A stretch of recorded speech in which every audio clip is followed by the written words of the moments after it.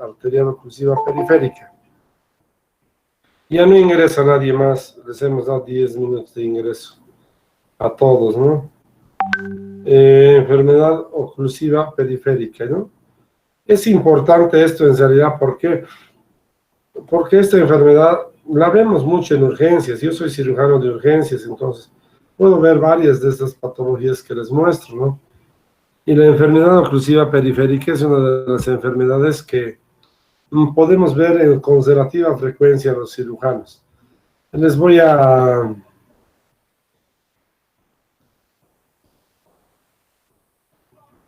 Enseguida me conecto yo mismo.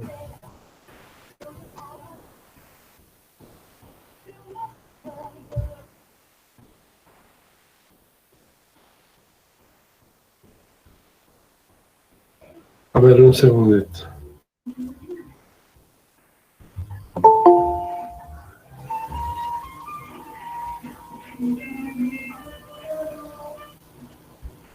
Bueno, ahora sí. Es importante esto en la urgencia, les quiero decir. Enfermedad vascular periférica, anteriormente llamada, ahora más propiamente enfermedad arterial oclusiva, porque vascular significaba no solamente la parte arterial, sino también la venosa, ¿no? Pero ahora vamos a clasificar de esto y también hay que ver la parte importante de linfáticos. Entonces vamos a ver todos estos tres aspectos fundamentales. Vamos a ver además tromboembolia pulmonar y vamos a ver trombosis venosa profundo. Serían los 5 temas que tenemos para abarcar hasta terminar nuestro temario, ¿no? Entonces son 5 temas y 5 clases estimo pasar hasta el próximo jueves, ¿no? Veamos, entonces, es una de las causas principales, ¿no? En realidad esta incidencia está relacionada con los libros, que el libro es americano, ¿no? El 3% de los hombres tienen de 40 a 45 años, el 0,3%, perdón, y más del 1% en los 70 años. ¿Cuál es el riesgo de la arterial oclusiva periférica? ¿Quiénes tienen factores de riesgo? Esto es fundamental, apuntar esto. Los fumadores, es importante. Hipertensión arterial, dislipemia, hipercoagulabilidad, es importante la hipercoagulabilidad, las policitemias secundarias, no tenemos a la altitud principalmente, no en nuestro medio. Insuficiencia renal, diabetes mellitus, obesidad y antecedentes familiares.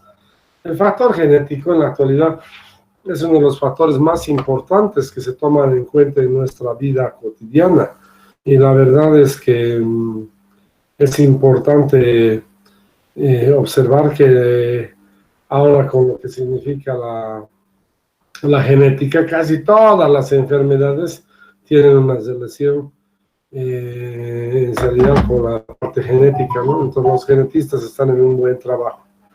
Entonces veamos, eso es importante, los factores de riesgo o los riesgos que aumentan la predisposición a una enfermedad arterial oclusiva periférica, que antes se llamaba enfermedad vascular periférica.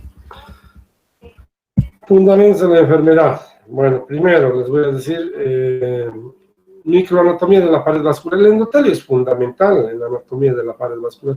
Eso pueden anotar, el endotelio es fundamental. En el endotelio es la capita que nos protege de cualquier trombo, de cualquier lesión o enfermedad que podríamos tener. Es fundamental recalcar y hablar de eso, es importantísimo. El endotelio es fundamental. Obviamente las paredes de la pared arterial, la túnica adventicia que le cubre también son importantes, ¿no? Veamos algo fundamental de destacar, es en realidad lo que significa el endotelio. Hay un endotelio intacto y por lo tanto vamos a tener también un paciente sin problemas vasculares, pero cuando el endotelio se toca va a producir algunas alteraciones. Aterosclerosis, ¿qué es la aterosclerosis?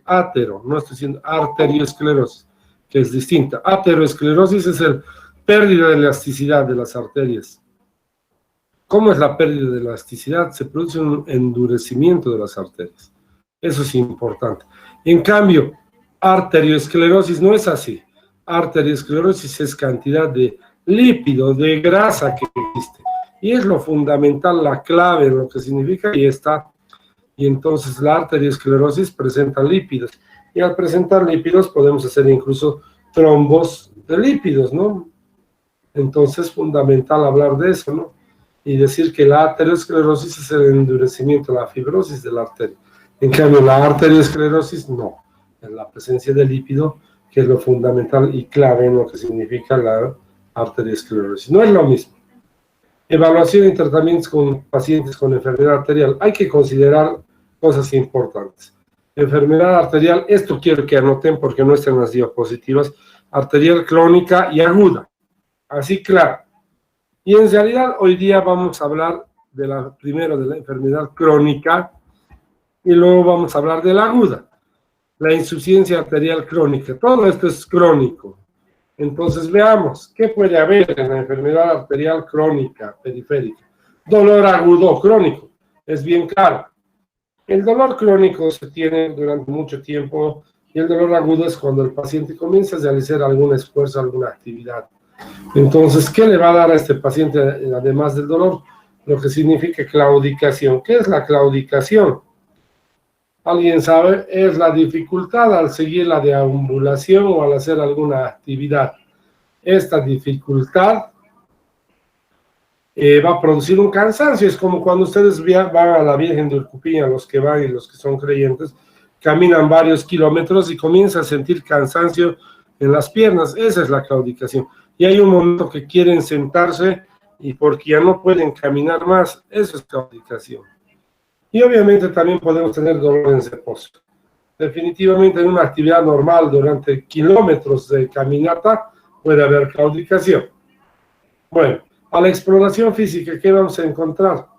Úlceras y heridas. Hay algunas veces úlceras, en estos casos es grave, ¿no? Porque las úlceras significa pérdida del tejido y las heridas de que ha habido pérdida del tejido y obviamente han cicatrizado. Ausencia de vello, piel seca y brillante, palidez y edema, eso es fundamental. La palidez, ¿qué significa palidez? Poca vascularidad arterial. Y ahí tengamos, miren un ejemplo de una arteriosclerosis. Ahí hay acumulación de grasa, eso es arteriosclerosis. Aterosclerosis es el endurecimiento solamente. Entonces, esa grasa que ven es arteriosclerosis, sustancias grasas. Cuando se endura la pared, se llama aterosclerosis.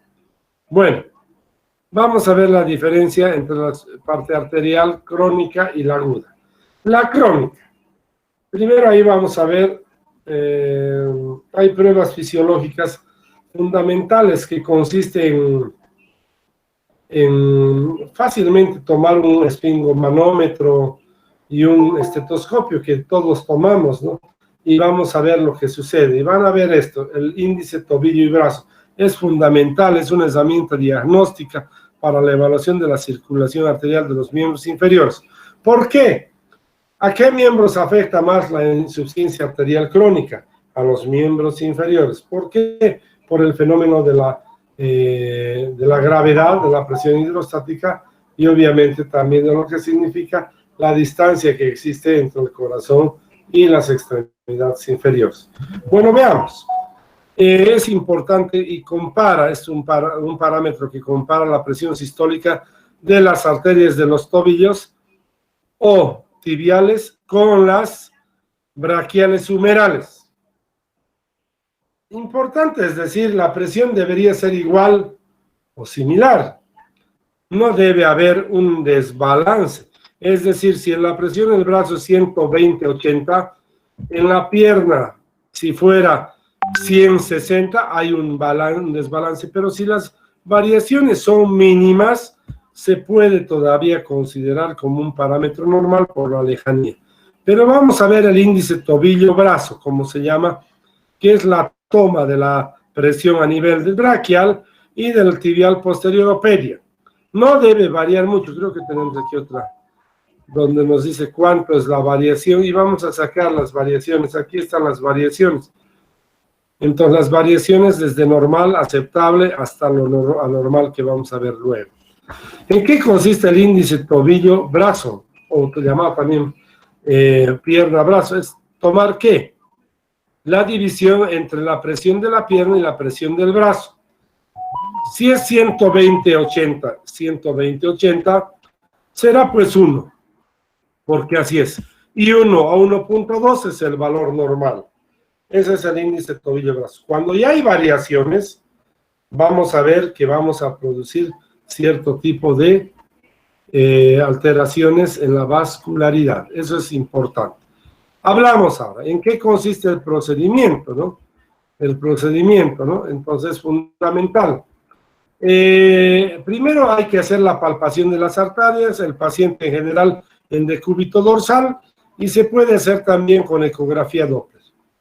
El equipo de ecografía Doppler y nos va a evidenciar la salida después de que dejemos de apretar lo que significa ¿cómo se llama? El esfingomanómetro, ¿no? Entonces vamos a ver, hay que hacer el manguito, entonces se va desinflando, se ve pasar la arteria y vemos si es que hay un buen flujo a través del Doppler, no habría en ningún momento. Pero si hay una diferencia en la parte sistólica más alta de la arteria braquial en relación a lo que significa las tibiales y pedia, entonces vamos a tener problemas. Por ejemplo, que la presión arterial en la arteria braquial sea de 120 versus la presión en la tibial posterior o en la pedia sea 100, nos va a dar un valor de aproximadamente 1.2, que está en el borderline, le dirían. ¿Qué significa borderline? En el límite normal aceptado. Pero ¿qué vamos a ver si es que produce, por ejemplo, una presión que sea de 125 en el brazo dividido entre 100 en el tobillo? Ya nos da 1.25. Por lo tanto, es anormal y vamos a ver que hay una interpretación encima de lo normal. Bueno, vamos a ver eso. Cuando existe una alteración en relación al índice tobillo-pierna que sea entre 100 la pierna y el brazo, a ver, pongamos en la pierna 100 en la pierna y en el brazo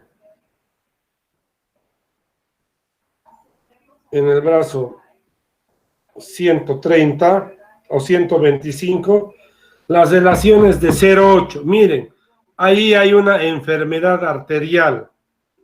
Ese es el problema. Entonces, debemos considerar esos parámetros. Hacer solamente la división de la presión sistólica de la pierna en relación al brazo. Cuando el resultado es de 1.2 es normal. Cuando es de 0,8 a 0,9 es enfermedad arterial, como les he mencionado, en el paciente que tiene 100 en la pierna y 120 en el brazo. Normalmente 120 daría 1, que es lo normal. Bueno, entonces ahí está la presión sistólica, que es la que nos indica este índice. Y este índice nos ayuda a valorar lo que significa el índice tobillo-brazo o pierna-brazo, que ya estamos viendo sus parámetros. Veamos, el valor de 1.2 normal, sobre 1.2 anormal. Como veíamos, de 0,8 a 0,9 enfermedad arterial, de 0 a 5,8 enfermedad arterial moderada, con claudicación. Y finalmente la menor a 5 cuando es severa y obviamente el paciente ya no puede ni caminar y tiene dolor en reposo. Esas son las características que se tiene en relación a lo que es el valor de los índices tobillo-brazo o pierna-brazo. Bueno, y ahí podemos ver, en realidad esta es una foto que ven a la derecha de su pantalla y a la izquierda de ustedes, con necrosis de los dos últimos sortejos por una enfermedad oclusiva arterial aguda a mi punto de vista. La crónica produce sobre todo isquemia, que es progresiva con palidez y con dolor y claudicación, como han visto. Pruebas de imágenes, definitivamente. Lo mejor es tener una angiografía, pero eso no se puede hacer, ¿no? Al momento es difícil encontrar la arteria, identificar y sacar las radiografías que ustedes están viendo. Es la angiografía, que puede ser por un rayos X por tomografía. o por resonancia magnética. Esa es así la angiografía que se hace. Para nosotros lo fundamental es una ecografía dúplex. ¿Qué significa ecografía dúplex? Es la combinación de una ecografía Doppler con una ecografía tradicional. ¿Y qué compara y qué valora? El flujo arterial con el Doppler y además la afectación de los tejidos vecinos a la arteria. Es decir, si hay una isquemia, hay un edema, etcétera, o hay cambios tróficos en lo que significa de la contextura de los músculos. Eso es ecografía dúplex, anoten. Es importante combinar la Doppler con la ecografía tradicional. Y obviamente la ecografía Doppler es fundamental también en esto, porque muchas veces solo pedimos ecografía Doppler los cirujanos en la urgencia. La dúplex nos hace una valoración también de lo que significa el tejido circundante. Hay otras ecografías intravasculares que no tenemos en medio, que los mencionamos, pero no los vemos frecuentemente o no las podemos ver en nuestro medio. Veamos ahora lo siguiente, el tratamiento. El tratamiento, como es una enfermedad crónica, también el tratamiento es crónico, como por ejemplo, control de la presión, dejar de fumar, la utilización de antiagregantes, sobre todo en los poliglobúlitos. El ASA de 100 miligramos es fundamental. Modificación de lípidos en lo que significa la parte de las medidas higiénico-dietéticas. Hacer ejercicio es importante para bajar de peso y mejorar la circulación, eso es fundamental. Ese es el tratamiento médico, se dan cuenta, hay tratamiento médico, es decir, tratamiento para mejorar las condiciones. Obviamente, si no mejoran, es decir, nos vamos al tratamiento quirúrgico. ¿Cuándo hacemos el tratamiento quirúrgico? Cuando hay claudicación intermitente, cuando hay isquemia de extremidades, como han visto, o cuando tenemos un pie diabético con úlceras o con cicatrices de las úlceras. Es fundamentalmente hablar de este aspecto. Bueno, cuando haya una afectación con un pie y con necrosis, se puede hacer el tratamiento quirúrgico con la amputación en la base del pie afectado, que es de radios. Esto es importante porque es técnica quirúrgica transmetatarsiana, es en los metatarsianos, intracondilia, que es por debajo de la tuberosidad tibial, y supracondilia en boca de pez, que es 12 centímetros o 10 a 12 centímetros sobre la meseta tibial. De todas estas amputaciones, la que tiene mejor evolución en prótesis y demás es la amputación supracondilia, porque se han hecho prótesis de habilitación de acuerdo a esto. La que es transmetatarsiana es difícil, y también la intracondilia. ¿Por qué? Porque significa tener que todo el cuerpo va a ir sobre la tuberosidad tibial y bueno, pues entonces es más difícil. Yo sugiero la amputación supracondilia como base fundamental en caso de amputación. Intervenciones de revascularización. Revascularidad significa volver a destapar lo que estaba tapado. Puede ser tratamiento abierto o vamos a tratar tratamiento endovascular. El abierto obviamente es haciendo una incisión, abrimos la arteria y retiramos el trombo, un ejemplo. Y en cambio el endovascular se introduciendo un catéter dentro de la arteria, y dentro del catéter, ya cuando el catéter está dentro de la arteria, podemos hacer las limpiezas respectivas. Vamos a ver entonces el tratamiento quirúrgico abierto. Entonces es en las enfermedades de grandes vasos principalmente, donde se hace una incisión en la arteria y obviamente se saca el trombo o se hace una endoarterectomía. O derivación iliofemoral también podemos hacer en algún momento cuando la enfermedad es oclusiva. Las complicaciones pueden ser fístulas, hematomas, es importante, lesión linfática, tumefacción y lesiones del nervio femoral. Eso es importante. Obviamente, como en toda afección o tratamiento quirúrgico, tenemos las complicaciones infecciosas como fundamental. Pero esto podemos hacer nuevamente con tratamiento quirúrgico abierto, abriendo y haciendo una resección, un implante, sacando los émbolos o la parte afectada. Bueno, Endovascular. La angioplastía, se hace angioplastía con sección y dilatación, con balón, que es la más frecuente con el catéter de Fogarty, que hay que hacer una limpieza. Y también vamos a ver lo que significa el balón cortante, clioplastía y aterectomía. Les quiero decir que no son muy utilizados estos, realmente la utilización de la angioplastía con balón es fundamental. La colocación de endoprótesis vasculares es fundamental también en algunos lugares para evitar la formación de coágulos o trombos. Bueno, hasta ahí tenemos lo que significa el tratamiento de la enfermedad crónica.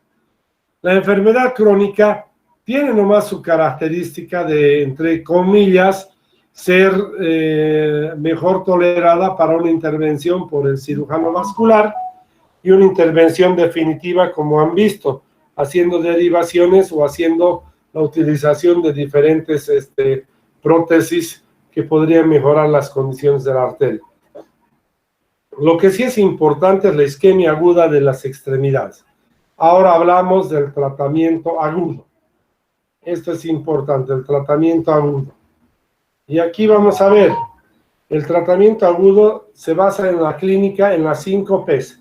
Palidez, pulsos ausentes, parestesias, parálisis y pain, que es dolor en inglés. Hay un sexto punto que habla ya el libro, y el libro nos habla así, él se ha visto, la poiquilotermia. ¿Qué es la poiquilotermia? Las alteraciones, ¿no? En el calor o la temperatura que puede haber, de un calor, frío, etcétera, ¿no? Entonces, ese es el cambio fundamental que podemos observar, ¿no? Bueno, veamos, palidez, pulso ausente, parestesia, parálisis y dolor. Y la poiquilotermia sería un sexto. No tenemos una certeza que en todos los libros pongan poiquilotermia, pero sí es una alteración que se siente, pues, que se siente y puede haber un cambio de lo que significa el calor o la temperatura del pie o la pierna afectada. Bueno, el carácter agudo es la interrupción aguda, en salida rápida, que va a producir un dolor intenso. Y como ven en la placa, y ahí está en su diapositiva, podemos ver que precisamente se aprecia una enfermedad ocluida en forma rápida y continua. Entonces, al ver eso, podemos ver que ha sido ocluida al momento. Habrá mucho dolor, habrá las 5 P's en el paciente y vamos a poder indicar mediante una arteriografía el corte que hay, miren, de las ilíacas. Es un ejemplo. Bueno. La causa generalmente es tromboembólica, no es como en las crónicas, ateromas o falta de elasticidad de las arterias, perdón, arteriosclerosis o grasa, y ateromas que son el endurecimiento de las arterias, ¿no? Bueno, el origen de los émbolos puede ser en cualquier lugar del corazón o en algún lugar que sea producido en el trayecto arterial. Es importante los problemas valvulares, los problemas de hipercoagulabilidad en las ilíacas, las aneurismas o las dilataciones arteriales, que es importante, ¿no? Bueno, la isquemia aguda en realidad es lo fundamental y es una urgencia quirúrgica. Es una urgencia quirúrgica, eso quiero reiterar, es una urgencia quirúrgica. Se tiene que operar ya nomás, se tiene que dar incluso anticoagulantes y fibrinolíticos si es necesario. Porque tenemos muy poco tiempo para que el músculo se necrose y adquiere una necrosis y directamente hacer la amputación en los niveles que hemos hablado anteriormente en la enfermedad crónica. El diagnóstico se basa en 4 parámetros. Primero, si son viables o no.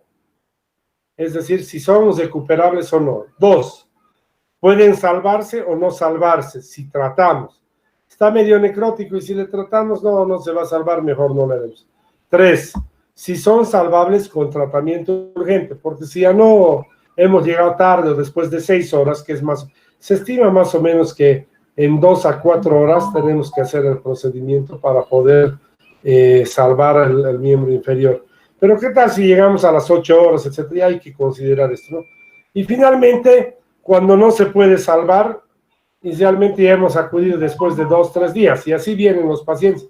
Con esas necrosis de los ortejos que les mostré, de 2, 3 días, evidentemente ya no se puede salvar. Son las 4 características agrupadas en 3 estadios. 1, si son viables, si puede salvarse. 2A, si son amenazadas, pueden salvarse si se trata. 2B, si son salvables con tratamiento rápido y urgente antes de las 4 horas. Y 3, cuando ya se acudió demasiado tarde y obviamente ya no son salvables. En los primeros estadios, en el 1 y en el 2, puede darse también trombolíticos, lo que les decía, fibrinolíticos, trombolíticos, es importante. En la 2B, intervención quirúrgica urgente, y en la 4, en realidad, como ya no es reversible, hay que planear la amputación de acuerdo al lugar que sea afectado. Bueno, veamos la siguiente característica, ¿no? No deben tener ninguna contraindicación para la trombólisis, para los fármacos que utilizamos. Por ejemplo, si es un paciente que tiene hemofilia o diátesis hemoságica, que se llama, es el término técnico, cuando hay un sangrado, no hay que darle eso. Cuando va a sufrir o ha tenido una cirugía digestiva, ¿qué pasamos si damos trombolíticos? ¿Qué va a producirse? Se van a liberar los coágulos y va a empezar un sangrado. Si tenemos una cirugía intracraneal por un problema de una embolia cerebral, lo mismo nos va a producir, o un trombo. Entonces, ¿qué va a producir? Un sangrado. Entonces, los ACVs recientes, en realidad todos son contraindicación absoluta, lo que significa la utilización de trombolíticos. ¿Por qué? Porque vamos a producir mayor sangrado cerebral y obviamente el perjuicio al paciente va a ser mayor y probablemente aceleren su muerte. Bueno, una trombectomía abierta puede hacerse, una incisión en la arteria, es retirar el trombo y vuelve a funcionar, que generalmente es longitudinal y se puede entrar por la femoral-poplítea, que son más identificables. Una vez que se extrae el coágulo, se lava la arteria en dirección proximal y distal con solución salina con heparina. Eso es importante. ¿Qué hace la heparina? Es un anticoagulante y nos ayudaría muchísimo si es que hubiese otros trombos más alejados, ¿no? La angiografía nos sirve para confirmar si el trombo ha sido o no eliminado. Bueno, las trombectomías abiertas en realidad solamente son lesiones de las arterias que para mí son más benéficas, ¿no? Y que pueden tener pues la posibilidad de tener trombos a la larga, sí, pero al momento del agudo y salvar la pierna es lo más importante.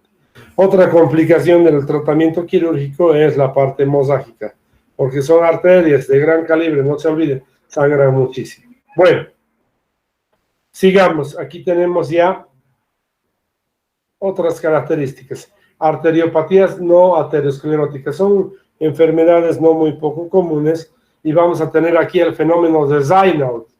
Esta es la primera enfermedad que vamos a ver, son 3 en realidad, si no me equivoco. Takayasu, Raynaud, y vamos a tener el Buerger. No hay más, si no me equivoco. Con eso terminamos. Y vamos a ver estas que son una especie de miscelánea, pero encontramos. El fenómeno de Raynaud está descrito desde 1862 por el mismo personaje, que es la contracción excesiva de las arterias en las extremidades. Es un vasoespasmo transitorio de los dedos por el frío, por el estrés, que va a dar un color blanco, azulado y rojizo. Es decir, las extremidades, lo que sucede en el frío, se nos congelan, en otras palabras. Se contraen tanto que producen un color azul, blanco y rojo. Eso sucede en las extremidades superiores. Respetando el pulgar es importante. Puede llegar hasta ulcerarse o perder el tejido. ¿Y en quiénes es más frecuente? Es más frecuente en mujeres jóvenes, entre los 30 y 40 años, mujeres jóvenes de 20 a 30 años, en general a las mujeres menores de 40 años.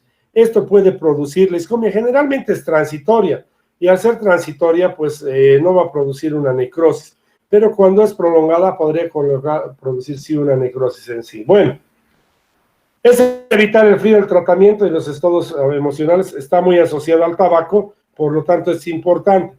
Los que tienen fenómenos de Raynaud deben dejar de fumar. ¿Por qué? Porque significa que sus arterias son rígidas y no se acomodan a los cambios y a las necesidades de lo que hay de la movilización del tejido circundante. Enfermedad de Buerger. es importante, es una enfermedad no muy conocida. En general se presenta en jóvenes de 30 años y es una isquemia y gangrena digital localizada. Se llama también tromboangitis esclerosante. Se esclerosan las extremidades en las arterias distales. ¿Y qué va a suceder en las extremidades distales superiores e inferiores? Se va a producir una afectación arterial y venosa con vasos que se van a estrechar tanto que van a producir una isquemia y necrosis. Es fundamental esto, que es en general en todo el organismo y se presenta generalmente en personas menores de 30 años.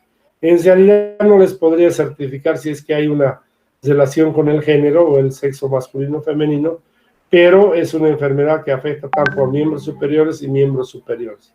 Algo importante, ¿no? Obviamente la esclerosis, nuevamente la aterosclerosis y el tabaco, ¿no ve?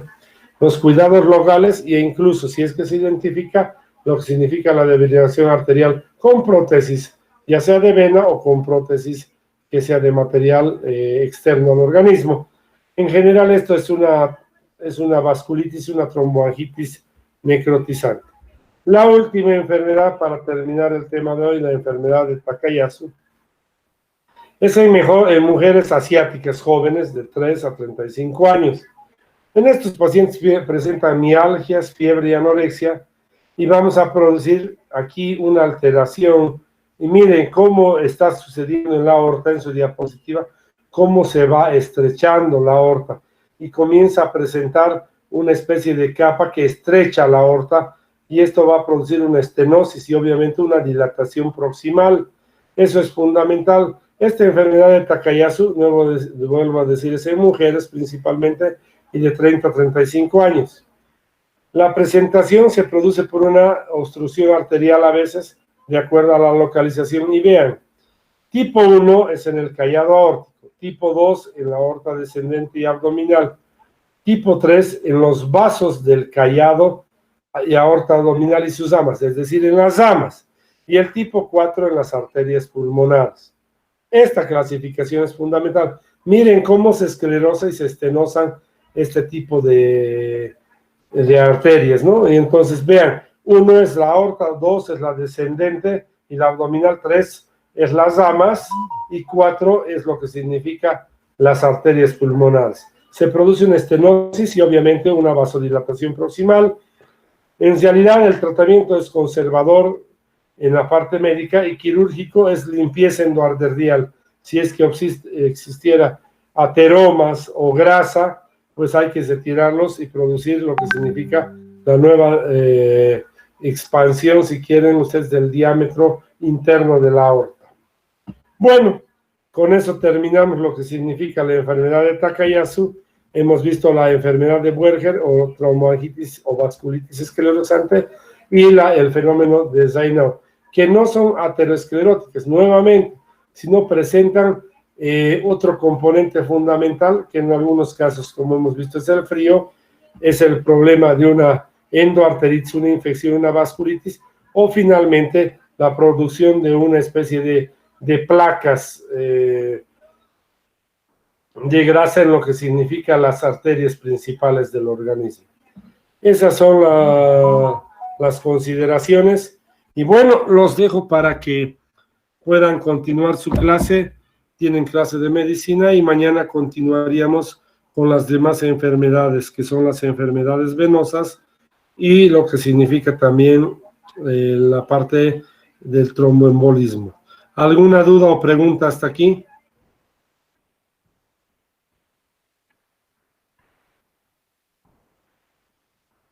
Bueno, si no existe ninguna duda.